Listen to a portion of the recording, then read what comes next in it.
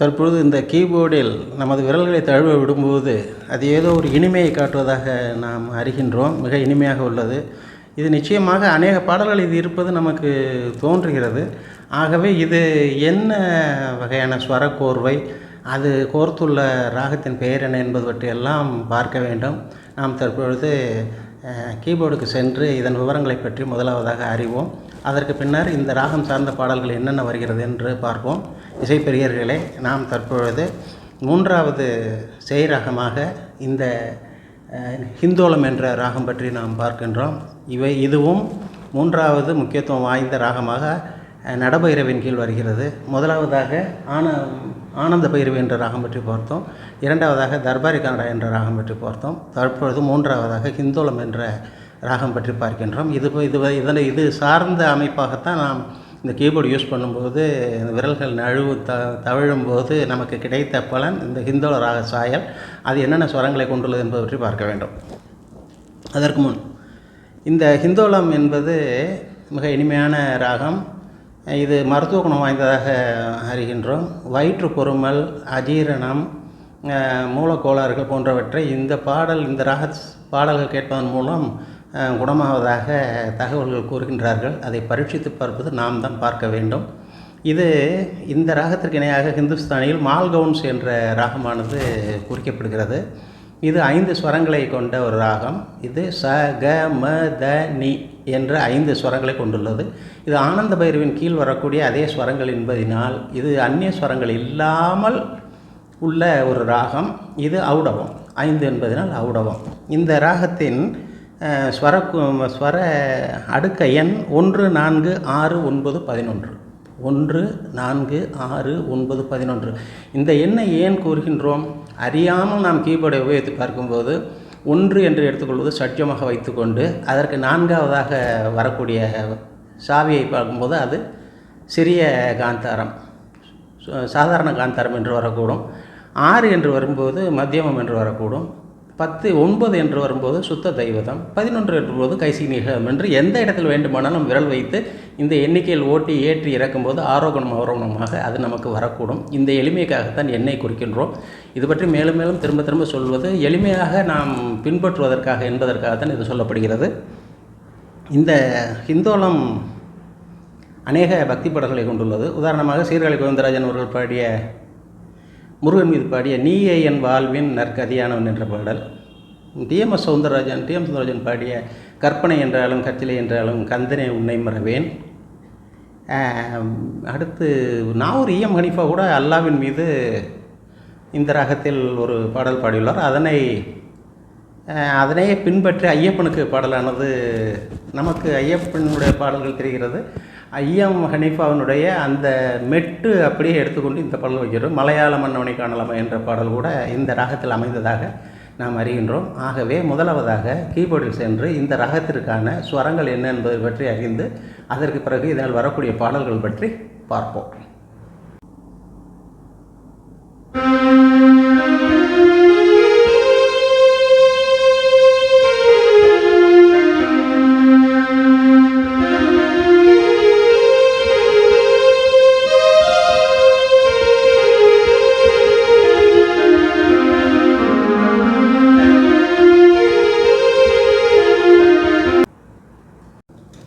இசைப்பிரியர்களே, ஒரு கட்டை சுருதியில் நாம் தற்போது இந்த விவரங்களை பார்க்கின்றோம். இந்த நாம் உபயோகித்த இந்த ஸ்வரங்கள் ச ரி க ச க ம த நி ச நி த ம க ச க ம த நி ச நி த ம க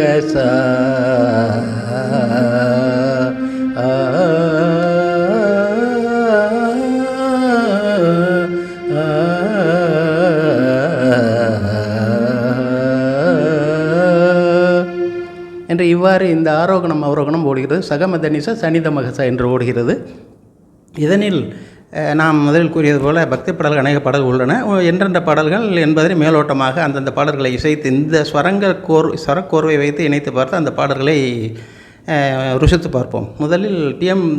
சீர்காழி கோவிந்தராஜன் அவர்கள் பாடிய நீயே என் வாழ்வுக்கு கதியானவன் என்ற முருகன் மீதான பாடல்.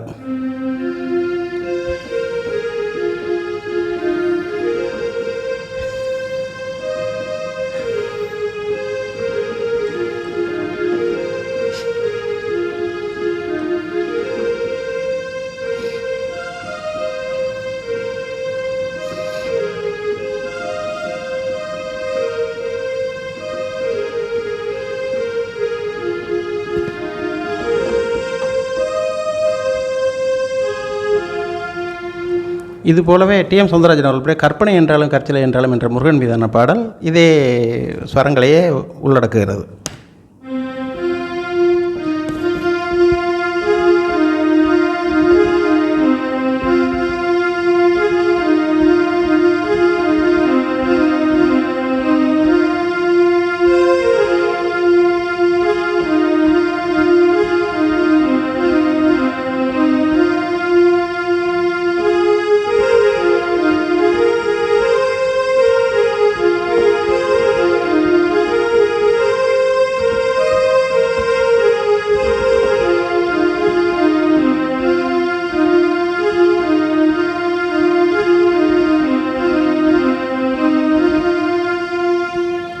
இதுபோலவே ஐயப்பன் மீதான பாடல் மலையாள மன்னவனை காணலாமா, குருநாதர் துணையுடன் போகலாமா என்ற பாடல் இதே மெட்டை கொண்டதாகவே காணப்படுகிறது.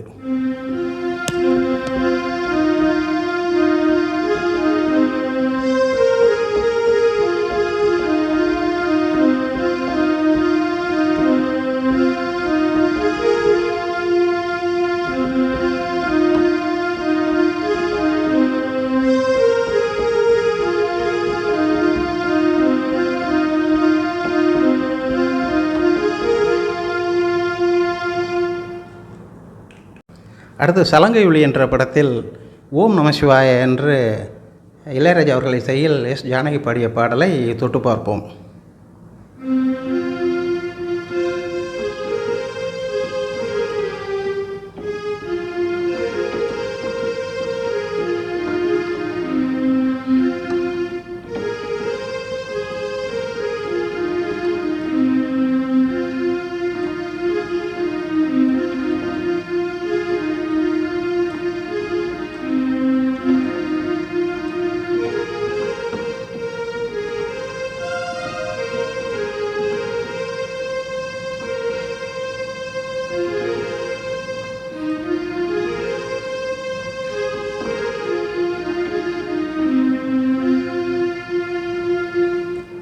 இதை எடுத்து பார்க்கும்போது இதே இனிமையை தரக்கூடிய மற்றொரு பாடல் 78இல் சங்கராபரணம் என்ற படத்தில் வந்த பாடல் கே.வி. மகாதேவன் அவர்கள் இசையில் எஸ் ஜானகி பாடிய சாமஜ வரகமனா என்ற பாடலும் இதே ராகத்தில் தூய்மையாக அமைந்துள்ளதை காண்கின்றோம்.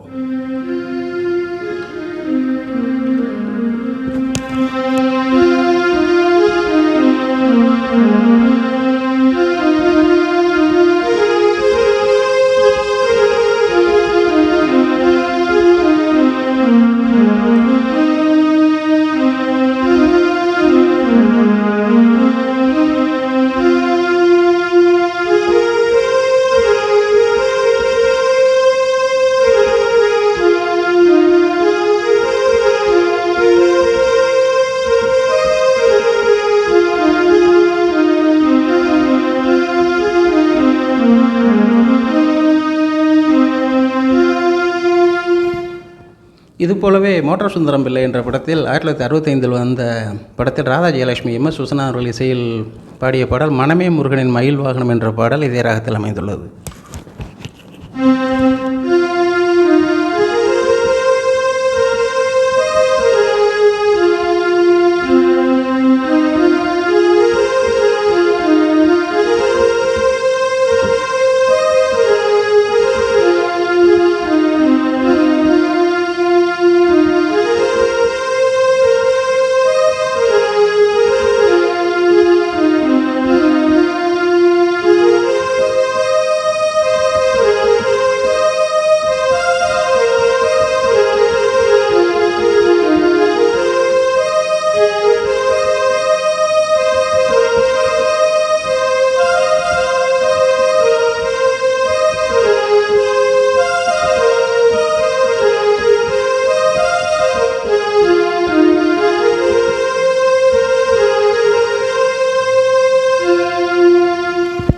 இதுபோலவே 10 மாத பந்தம் என்ற படத்தில் பானுமதி அம்மா இயற்றி இசையமைத்து பாடிய பாடல் சங்கர் கணேஷ் இசையில் பாடிய பாடல் ராமனுக்கு மன்னன் முடி தரித்தாளை என்ற பாடலும் இதே ராகத்தில் அமைந்துள்ளது.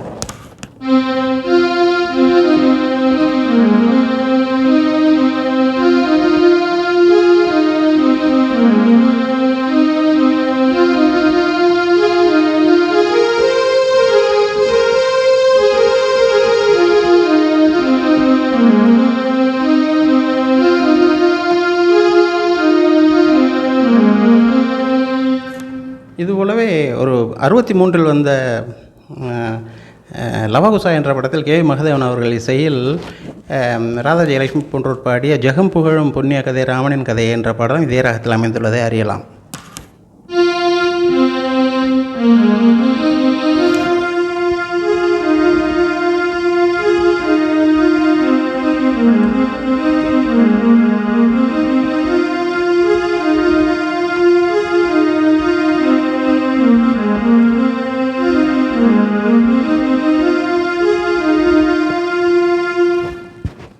இதுபோலவே திருமால் பெருமை என்ற படத்தில் 1968 வந்த படம் கே.வி. மகாதேவன் அவர்கள் இசையில் டி.எம். சௌந்தரராஜன் அவர்கள் எம்பெருமான் மீது வெங்கடாஜல பெருமான் மீது பாடிய பச்சைமா மலைபோல் மேனி என்ற பாடலும் இதே ராகத்தில் அமைந்துள்ளது.